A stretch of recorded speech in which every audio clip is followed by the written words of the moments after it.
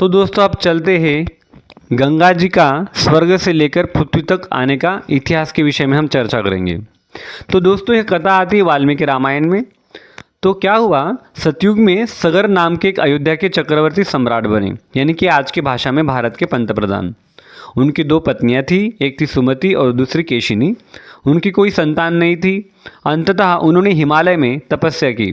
उस तपस्या से ऋषियों ने उन्हें बताया कि उन्हें एक रानी से 60,000 पुत्र और दूसरे से एक पुत्र होगा, और केवल एक पुत्र से इक्ष्वाकु परिवार का वंश चलेगा। बाकी के 60,000 पुत्र भविष्य में अकाल मृत्यु को प्राप्त होंगे। बाद में समय आने पर सुमति ने 60,000 बच्चों को जन्म दिया और केशिनी ने असमंजस नामक पुत्रों को जन्म दिया। असमंजस को जन्म से ही बुरी आदतें थी। वो बच्चों को उठाकर पानी में फेंक देता था और घाटी में भी फेंक देता था। आखिरकार सगर महाराज ने असमंजस की शादी इस आशा से कर दी कि अगर वह जिम्मेदारी लेगा तो सुधर जाएगा, लेकिन इससे उसके बुरे कामों में कोई भी फर्क नहीं पड़ा। अंततः सगर राजा ने तंग आकर उन्हें देश से निकाल दिया। लेकिन इसी असमंजस से अंशुमान जी का जन्म हुआ। महाराज सगर ने अंशुमान जी को उसके अच्छे गुणों और चरित्र के कारण राजकुमार बना दिया। अंशुमान जी ने अश्वमेध यज्ञ का आयोजन किया, परंतु उसके पराक्रम के कारण पृथ्वी के सभी राजा मित्र बन गए। लेकिन इंद्र को लगने लगा कि उनका सिंहासन खतरे में है। तब इंद्र ने रूप बदलकर घोड़े को भगवान कपिल के आश्रम में बांध दिया। अब अंशुमान जी की सेना घोड़े को बहुत ढूंढती है, लेकिन वो नहीं मिलता। अंततः अब इसकी शिकायत महाराज सगर से करते हैं।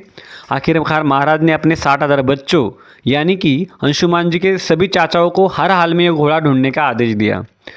चारों ओर खोजने के बाद 60,000 बच्चे धरती खोदने लगते, तो धरती इंतजार करती।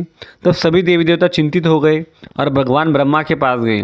इस पर ब्रह्मा जी ने कहा कि थोड़ा धैर्य रखें, जल्दी इसका कुछ हल निकलेगा। तो धरती खोदते खोदते वे कपिल मुनि के आश्रम में पहुंच गए। उसे घोड़े को बंधा हुआ देखकर वे 60,000 बालक गंदी गंदी बातें करने लगे। भगवान कपिल जी पर गलत आरोप लगाने लगे और आक्रमण करने लगे। इससे भगवान कपिल क्रोधित हो गए और उन्होंने अपनी आंखों से 60,000 बालकों को जलाकर भस्म कर दिया। काफ़ी समय हो जाने के कारण अंशुमान जी अपने चाचा को ढूंढते हुए कपिल मुनि के आश्रम में पहुंचे। तभी उसकी नज़र अपने चाचा की राख के ढेर पर पड़ी। वहाँ पर गरुड़ जी ने प्रकट होकर घटित सारा वृत्तांत सुनाया और कहा कि भगवान कपिल के क्रोध के कारण तुम्हारे चाचा का विनाश हो गया है।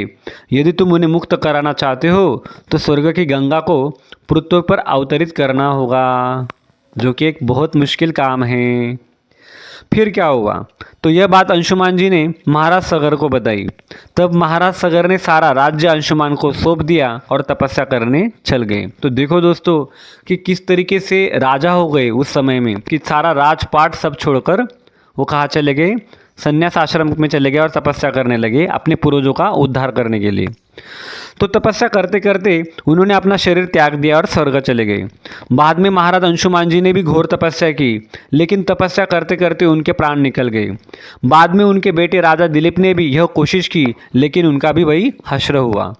अंततः उन्हीं के वंश में महाराज भगीरथ ने दृढ़ निश्चय करके ब्रह्मा की घोर तपस्या की।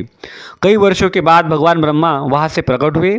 तब महाराज भगीरथ ने अनुरोध किया कि गंगा स्वर्ग से पृथ्वी पर आए। तो ब्रह्मा जी ने कहा कि मैं तुम्हें वरदान दे रहा हूँ, लेकिन मेरी भी एक समस्या है कि यदि गंगा सीधे पृथ्वी पर आई तो पृथ्वी के 2 टुकड़े हो जाएगी, क्योंकि उसका जो वेग है, वो उसका जो बहाव है बहुत तेज है। उसकी गति अभी नियंत्रित होगी जब भगवान शंकर जी ने उसे अपनी जटाओं में धारण करेंगे, यानी कि उसकी गति तभी नियंत्रित होगी जब भगवान शिव जी उन्हें अपनी जटाओं में धारण करेंगे। तब महाराज भगीरथ भगवान शंकर जी की तपस्या करने लगे। तब भगवान शंकर जी प्रकट हुए और उन्होंने गंगा को जटा में धारण करने, उसे 7 धाराओं में विभाजित करने और उसके वेग को नियंत्रित करने का वरदान दिया। तब जाकर गंगा पृथ्वी पर अवतरित हुई। जब यह गंगा जल स्वर्गलोक से पृथ्वीलोक आ रहा था, तब यह गंगा जल की प्रचंड धारा को भगवान शिवजी ने अपने मस्तक पर उसे स्थिर किया, यानी उसे बर्फ के रूप में जमा दिया। अलग अलग हिमालय के जो शिखर, उन्हें एक तरह के शिवलिंग ही कहा जा सकता है। उसी के बाद में 7 धारा यानी शिवजी के जटाओं में विभाजित कर दिया। तो जो अलग अलग जो पर्वत है, उससे क्या होती, गंगा जी विभाजित हो गई और वो बर्फ़ जो बर्फ़ है वो गंगा जी का ही जल है जमा हुआ। तो अगर वो एकदम तेज़ी से छोड़ा जाए तो क्या होगा, तो पृथ्वी के दो टुकड़े हो जाएंगे। लेकिन शिव जी ने क्या किया, उन धाराओं को अलग अलग जटाओं में क्या कर दिया, विभाजित कर दिया, उस पानी को जमा दिया पर्वत के रूप में।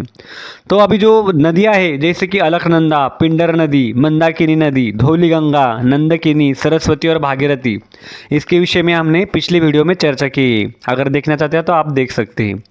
तो अभी इसमें भगीरथी जो है वो मुख्य धारा है, जो भागीरथी है वो मुख्य धारा है जो गंगोत्री से आती है, जिसे भागीरथ जी ने खुद रास्ता दिखाया था और बंगाल के सागर तक, यानी कि गंगोत्री से लेकर बंगाल के सागर तक भागीरथ जी ने इस गंगा जी को रास्ता दिखाया था। जो मुख्य धारा क्या है, भागीरथी।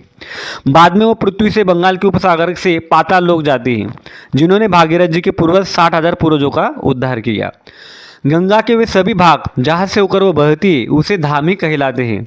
गंगा जल में एक विशेष प्रकार का बैक्टीरिया पाया जाता है जो पानी को साफ रखता है, इसलिए पानी वर्षों तक कभी खराब नहीं होता। ब्रह्मा जी ने कहा कि जब तक गंगा पृथ्वी पर रहेगी तब तक भागीरथ जी को गंगा भागीरथी के नाम से जाना जाएगा, और जो कोई भी इस गंगा के पानी में स्नान करेगा, उसे प्राशन करेगा, वह सभी पापों से मुक्त हो जाएगा। जो भाग्यशाली मनुष्य गंगा किनारे पहुंचता है उसे कदम कदम पर राजसूय और अश्वमेध यज्ञ का फल प्राप्त होता है। तो जो गंगा के किनारे पहुंचता है वो बहुत भाग्यशाली व्यक्ति है। तो दोस्तों यह था माँ गंगा जी के गंगा जी सबसे पहले तो दोस्तों यह था माँ गंगा जी सबसे पहले ब्रह्मांड में आने से लेकर पृथ्वी तक आने का प्राचीन इतिहास। जो गंगा जल को हम पीते हैं, देखते हैं, स्नान करते हैं, उस गंगा जी के एक बूंद को पृथ्वी पर आने के लिए 38 अरब 88 करोड़ साल लगे हैं, जिसे हम केवल एक सेकंड में उसे पी जाते हैं। इसलिए इस जल के हर बूंद का हमें सम्मान करना चाहिए। यानी कि जो गंगा जल है भगवान विष्णु जी के चरण से बहते हुए हम तक पहुंचने में उसे कितना समय लगा है, 48 अरब 88 करोड़ साल लगे हैं। तो इसका हर एक बूंद का क्या करें, सम्मान करें। हर हर गंगे नमामि गंगे। तो कमेंट में हर हर गंगे लिखना ना भूलें। आपको ये वीडियो पसंद आया हो तो इसे लाइक करें, ज़्यादा से ज़्यादा लोगों को शेयर करें, सब्सक्राइब करें और बेल आइकन दबाना ना भूलें। आज के लिए इतना ही। Hare Krishna. Thank you for giving the time. Hari बोल। हरे कृष्णा।